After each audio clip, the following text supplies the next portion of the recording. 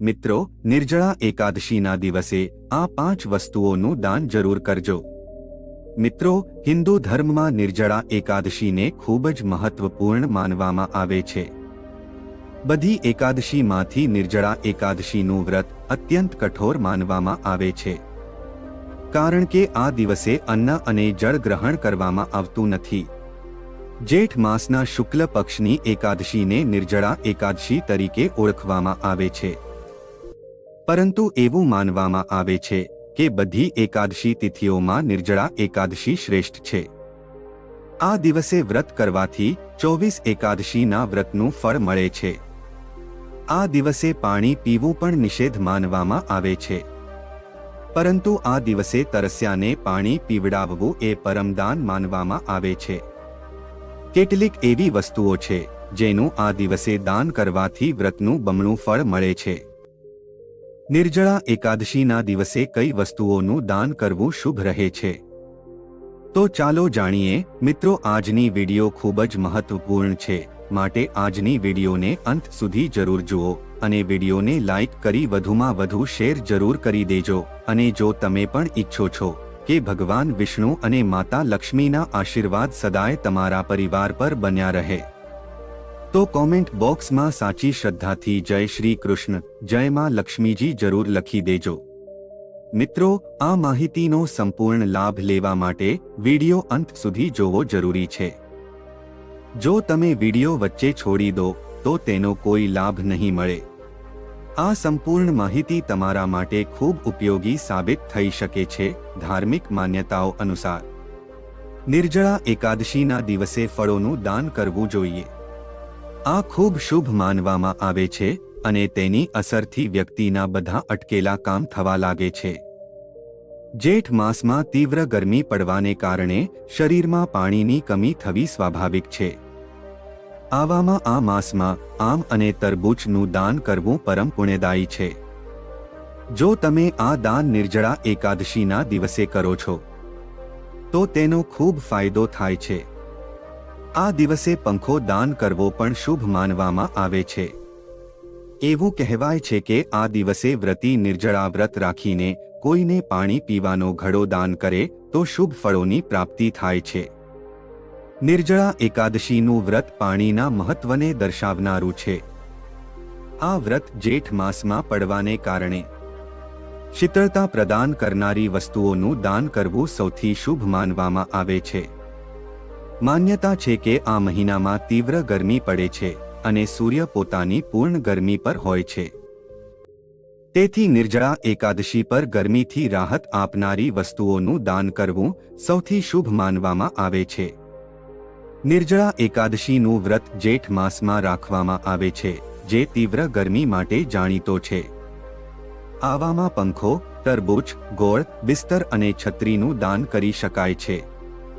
નિર્જળા એકાદશી પર તમે અનાજનું દાન કરી શકો છો। આથી ભગવાન વિષ્ણુ પ્રસન્ન થાય છે। આ ઉપરાંત વ્રત કરનારના જીવનમાં સુખ, સૌભાગ્યમાં વૃદ્ધિ થાય છે। જીવનમાં વસ્ત્રનું દાન સૌથી મોટું દાન છે। તેથી નિર્જળા એકાદશી પર તમે તમારી ક્ષમતા અનુસાર વસ્ત્રોનું દાન કરી શકો છો। આથી ભાગ્યમાં વૃદ્ધિ થાય છે અને જીવનમાં સકારાત્મક પરિવર્તન આવે છે। નિર્જળા એકાદશી વર્ષની સૌથી મોટી એકાદશી છે। આ દિવસે પાણી ગ્રહણ કરવું મનાઈ છે, પરંતુ આ તિથિએ જળદાન કરવું અત્યંત શુભ માનવામાં આવે છે। તમે આ દિવસે એક માટીના સ્વચ્છ કળશમાં પાણી ભરીને તેનું દાન કરો। જળથી ભરેલો ઘડો એટલે જળદાન। જળદાનને નિર્જળા એકાદશી પર સર્વોચ્ચ દાન માનવામાં આવે છે। આ દિવસે જળથી ભરેલા માટીના ઘડામાં તુલસીનું પાન નાખીને અને લાલ કપડું બાંધીને દાન કરવામાં આવે છે। આથી તરસ્યાને પાણી આપવાનું પુણ્ય મળે છે। પિતૃઓની આત્માને શાંતિ મળે છે। વ્યક્તિને મૃત્યુ પછી સ્વર્ગ પ્રાપ્ત થાય છે અને પાપોનો નાશ થાય છે। વસ્ત્રદાન એટલે કપડાં દાન કરવું। આ દિવસે ગરીબો, બ્રાહ્મણો કે જરૂરિયાતમંદોને વસ્ત્ર દાન કરવું અત્યંત શુભ માનવામાં આવે છે।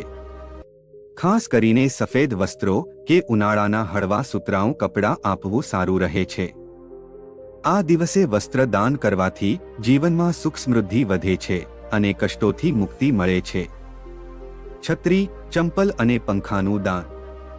ઉનાળાની ઋતુમાં આ વસ્તુઓની જરૂરિયાત વધુ હોય છે, તેથી તેનું દાન ખાસ કરીને ફળદાયી થાય છે. આથી ગરમીથી પીડાતા લોકોને રાહત મળે છે, જેનાથી દાન કરનારના ઘરમાં શીતળતા અને સૌભાગ્ય બની રહે છે. સાથે જ આયુ અને યશમાં વૃદ્ધિ થાય છે. અન્ન અને ફળનું દાન. નિર્જળા એકાદશી પર અન્નનું દાન ખૂબ પુણ્યકારી છે. ખાસ કરીને ચણા, ઘઉં, ચોખા, મગ, ફળો અને શુદ્ધ ખાદ્ય પદાર્થો બ્રાહ્મણો કે જરૂરિયાતમંદોને દાન કરો. અન્નનું દાન કરવાથી ક્યારેય ધનધાન્યની કમી નથી થતી, ઘરમાં ક્યારેય દરિદ્રતા નથી આવતી. સાથે જ દેવતાઓ અને પિતૃઓની કૃપા પ્રાપ્ત થાય છે. ઘી, ખાંડ અને ગોળનું દાન. આ વસ્તુઓ શરીરને ઊર્જા આપે છે અને ખાસ કરીને ઉનાળામાં ખૂબ ઉપયોગી છે. તેનું દાન પણ વિશેષ માનવામાં આવે છે. આથી જીવનમાં મીઠાશ અને ઊર્જા બની રહે છે, સ્વાસ્થ્ય સારું રહે છે અને દેવતાઓની કૃપા પ્રાપ્ત થાય છે. તુલસીનો છોડ અને બીલીપત્રનું દાન. તુલસી અને બીલીપત્રનું ધાર્મિક મહત્વ અત્યંત ઉચ્ચ છે. તેનું દાન કરવાથી પવિત્રતા અને સકારાત્મક ઊર્જા મળે છે. ઘરમાં શાંતિ અને સમૃદ્ધિ આવે છે અને ઈશ્વરની કૃપા હંમેશા બની રહે છે. તેમજ રોગ અને શોકથી મુક્તિ મળે છે. ચંદન, અત્તર અને સુગંધિત વસ્તુઓ. આ દિવસે ચંદન કે સુગંધિત દ્રવ્યનું દાન કરવું પણ ઉત્તમ માનવામાં આવે છે. આ વસ્તુઓ દેહ પૂજનમાં પણ ઉપયોગી થાય છે.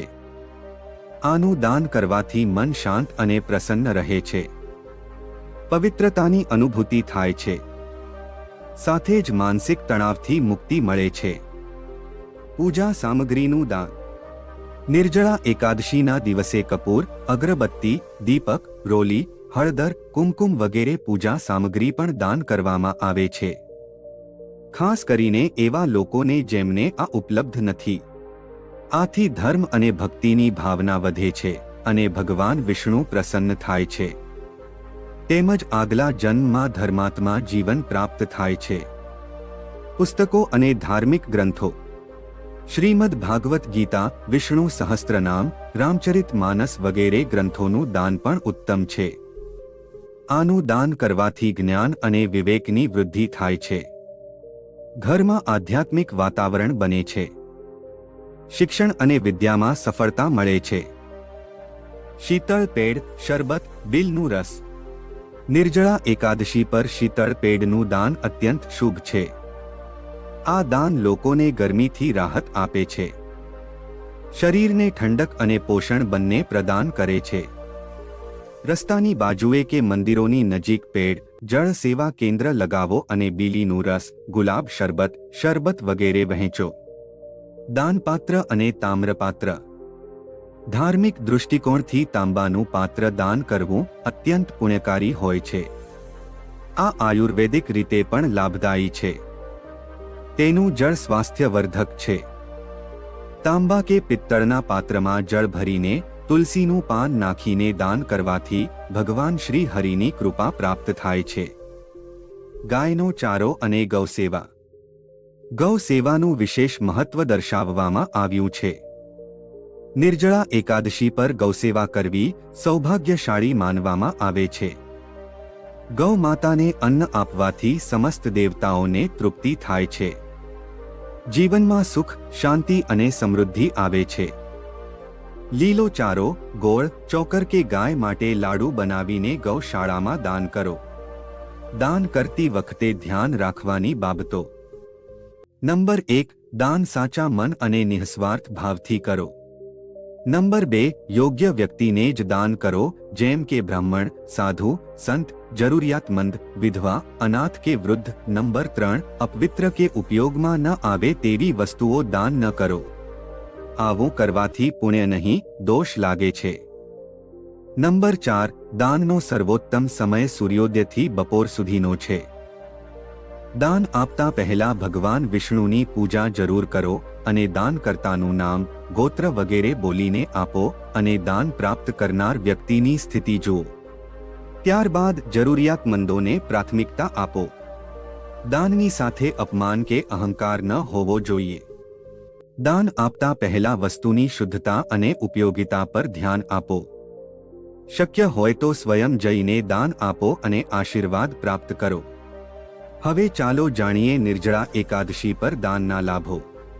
નંબર 1, સમસ્ત એકાદશીઓનું પુણ્ય પ્રાપ્ત થાય છે. નંબર 2, પાપોનો નાશ થાય છે અને વ્યક્તિ મોક્ષ પ્રાપ્ત કરે છે. નંબર 3, શરીર સ્વસ્થ રહે છે અને મન શુદ્ધ થાય છે.